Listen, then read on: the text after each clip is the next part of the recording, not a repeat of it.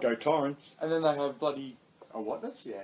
Torrents, yes. No, I certainly wouldn't promote the illegal downloading of movies for nothing.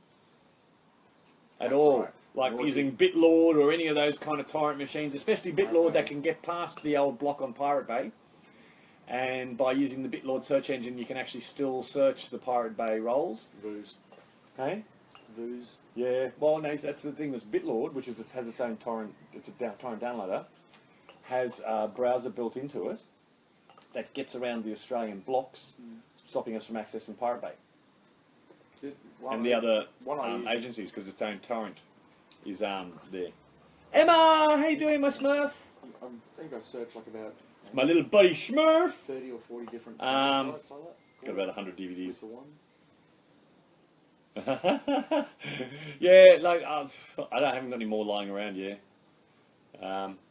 that's the thing. It's like one of the reasons that like some of you know, some of you don't. I was a technician for the federal government for the actual Department of Communications directly via contract. Yeah, doing this, that, and the other. And my opinion, and it's one that's an informed opinion, is the reason that Turnbull was made Prime Minister. It was actually, if you backtrack and you look to how it happened, you'll see that all the newspapers, which are all coincidentally owned by Rupert Murdoch, made Abbott look like a real arse. Useless, wouldn't do this, wouldn't do that, needs to go, otherwise I've got no chance of an election win, blah, blah, blah. Slips Turnbull in there, his good mate, who immediately changes the NBN setup, which effectively slows it down and slows down the delivery of it, and it means that people in outlying areas will not have the speed to carry streaming. Now, there's the thing, you see, as you're all aware, living in a close proximity to a capital city and you've got good streaming capability as you do have, you don't have to pay for Fox, because every single show that's on Fox in Australia is available for free online through streaming channels. But Rupert Murdoch doesn't want you to access that because Fox generates millions and billions of dollars in Australia every year. It's a cash cow. It's an income generator. So in order to protect that income generator, a crook was given the prime ministership of this country so that he could effectively slow down the NBN so that another crook could keep milking our economy. Yeah, it's not nice, but it's actually effectively the truth. Sounds plausible. It's not just plausible now. It's the reason I didn't go back to the NBN. Like I went from the NBN, working on the NBN, over to becoming the Jeopardy technician on the digital switchover, which I worked on from 2009 until 2014, the entirety of it. I worked every state, every territory, every switchover I was there. Some of the islands from Christmas across. An amazing project in its scope, you know. Quite proud to have been a part of it in a great deal. But yeah, when I finished up, I couldn't, in good conscience, go to the NBN. One, I've never had much patience for Turnbull, and two, well, nobody wants to deliver a second-class service, do they? Good on you, Declan.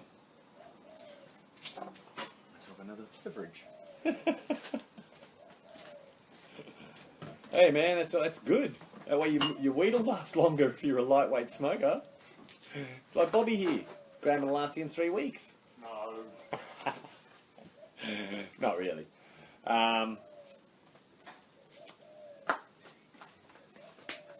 Bob just doesn't smoke every day these days.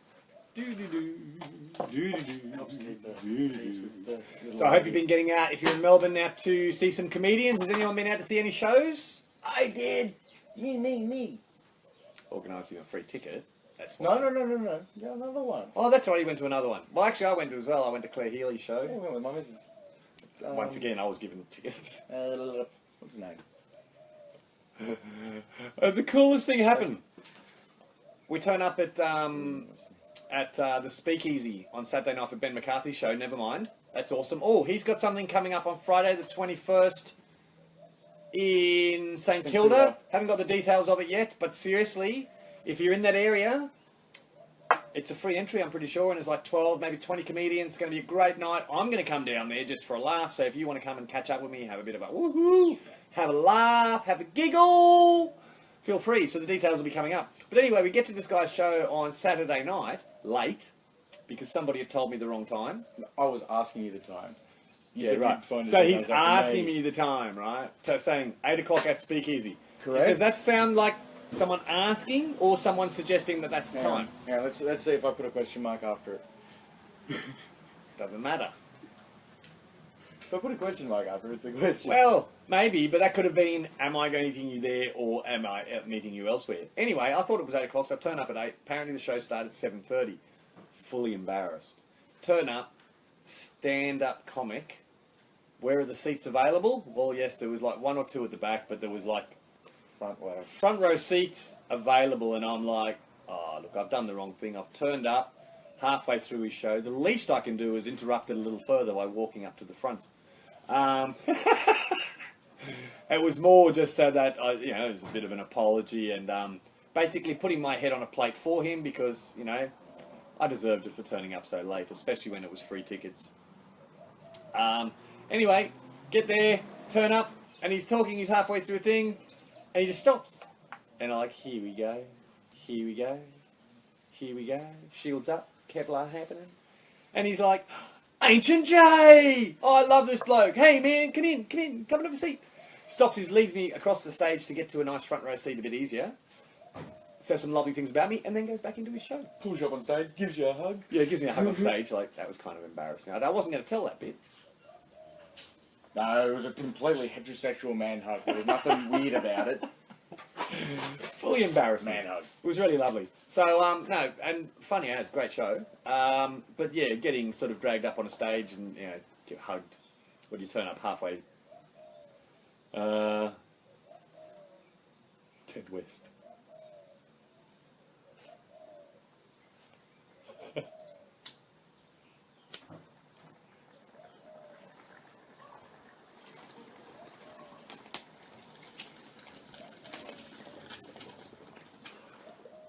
Oh.